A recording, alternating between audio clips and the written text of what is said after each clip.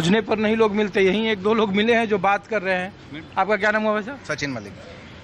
मलिक साहब, ये बताइए कि जो दल का हिसाब है, आरएलडी जो कल तक रिप्रेजेंटेटिव थी या विरोध की राजनीति करती थी, अब इधर आ गए हैं, और ये जो समाजवादी पार्टी में टूट का है, तो ये मुजफ्फरनगर के भी सांसद के बारे में कुछ चल रहा है क्या?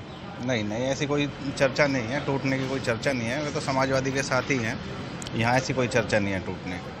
आम जनता के बीच में है कि अगर समाजवादी पार्टी में टूट हुई तो फायदा हो जाएगा भारतीय जनता पार्टी को? जो हाल बंगाल में किया, जो हाल महाराष्ट्र में किया, चुनाव, विधानसभा के चुनाव के ठीक पहले आप देखिए एनसीपी टूट गया, वहाँ शिवसेना टूट गई और पहले से ज़्यादा बहुमत से सरकार आई।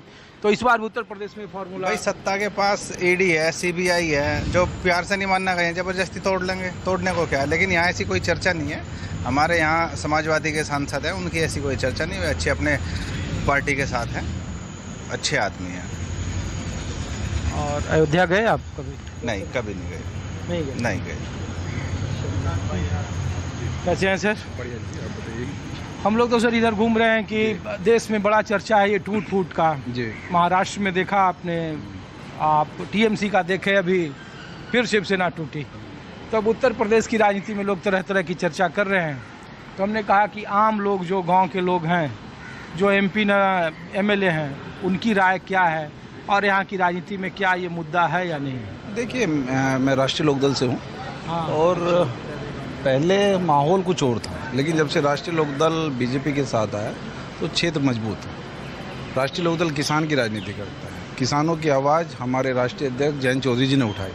400 रुपये गन्ने की उन्होंने मांग की थी, सरकार ने 400 रुपये मांगा। आज हम सरकार के साथ, वो भी बहुत सारे मुद्दे हैं जो किसानों के हैं या आम आदमी के मुद्दे हैं, उन्हें लेकर जयंत जी लड़ रहे हैं और जो मांग उठाते हैं वो पूरी हो रही है। तो और क्या चाहिए? जब गठबंधन में हम लोग हैं, हम लोग जब जी। पिछले बार घूम रहे थे 22 में इसी जी, इलाके जी। में, और जयंत चौधरी, कुछ और था। हाँ, उस माहौल का नतीजा क्या हुआ कि यहाँ पर एक एमएलए बीजेपी का रह गया था, जब राष्ट्रीय लोकदल समाजवादी के साथ थी। हाँ। हम लोग नहीं समाजवादी के साथ हमारी विचारधारा मिल पाई, नहीं हम उनके साथ काम कर पाए। आज हम बीजेपी के साथ काम कर रहे हैं, विचारधारा मिल रही है और सही से आप देखिए इसका रिजल्ट आप 2027 में देखेंगे। एक एक सीट यहाँ पर गठबंधन की कह रहे निकलेगी। हैं कि 22 में आपने समाजवादी पार्टी के साथ गठबंधन में चुनाव लड़ा, वोट का समीकरण भी उसी तरीके से था। मुजफ्फरनगर का देखो ना, लेकिन मुजफ्फरनगर आप विधानसभा में 6 विधानसभा है हमारे मुजफ्फरनगर के अंदर, और 6 में से 5 गठबंधन ने जीती थी, समाजवादी और राष्ट्रीय लोकदल। लेकिन देन कौन थी? राष्ट्रीय लोकदल। आज राष्ट्रीय लोकदल समाजवादी के साथ नहीं है तो एक भी सीटें समाजवादी की नहीं निकलेगी। यहाँ से टोटल गठबंधन की सीटें निकलेगी।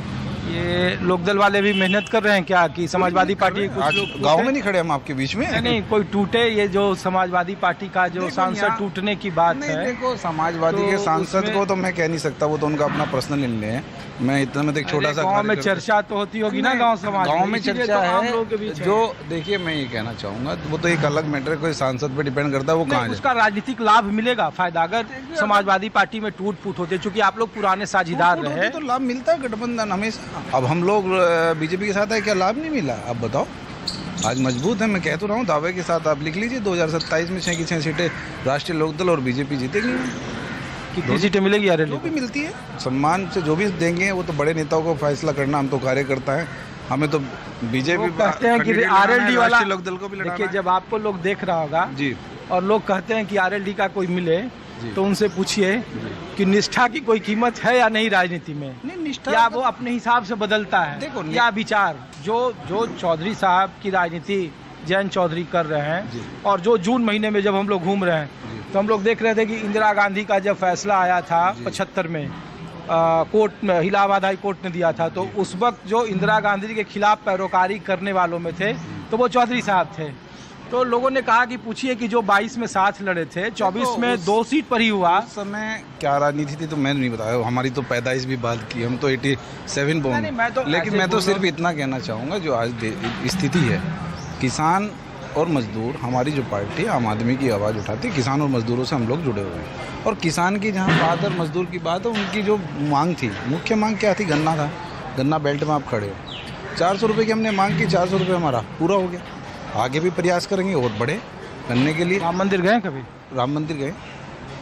ये जो चल रहा है उस पे चंदा दिया था आपने कभी? बिल्कुल चंदा दिया था उसमें, क्या वो तो एक भगवान ऐसे एक बात बताइए। नहीं, वो इसीलिए तो कि आज आप मैं योगी आदित्यनाथ कह रहे हैं हिंदू हूँ कि और मैं सवाल इसलिए कोई मुझसे पूछा, दान लेने आता है राम मंदिर कोई और भी आता है तो मैं सहयोग करता हूँ। सवाल जी। इसलिए पूछ रहा हूँ जी। कि लोग एक डाटा बता रहे हैं जी कि 16 करोड़ लोग गए आज अभी तक राम मंदिर में दर्शनार्थी, जी और 65 करोड़ का चंदा बताया जा रहा है। तो एक आदमी 4 रुपया का चंदा दे रहा है एवरेज, और जो उसमें नहीं, चोरी की बात वो है वहाँ उस की- पे आम हिंदू और उससे जो उनके देखो, भक्त है वो क्या सोचते हैं? मैं ये मानता हूँ, मैं भक्त तो नहीं, हम तो किसान हैं, किसान के बच्चे हैं। मैं सिर्फ इतना कहना चाहूँगा, लेकिन राम हमारे मन में, हम तो राम राम से ही बात करते हैं। बात ये नहीं है, मैं ये केवल इतना कहना चाहूँगा, जो वहाँ हुआ है वो बहुत गलत हुआ।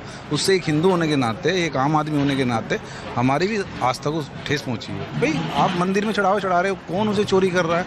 अगर जो भी वहाँ की कमेटी जो दोषी है उस पर कड़ी से कड़ी सजा उनको मिले, वो तो माननीय भाई राष्ट्रीय नेतृत्व को करना है, मुख्यमंत्री जी को करना है। सपा वाले मुद्दा उठा रहे हैं। अब वो उठाएंगे, उनके पास कोई मुद्दा तो है नहीं, उनके पास ये उल्टे सीधे मुद्दे उठाएंगे। शुक्रिया आपका, थैंक यू। तो मैं आपको ग्रामीण इलाकों में लाया हूँ, मुजफ्फरनगर ये लोकसभा की सीट है और कई जगहों पर कई तरह के लोग हैं। मैं कुछ दूसरी जगह ले चल रहा हूँ आपको। TV screen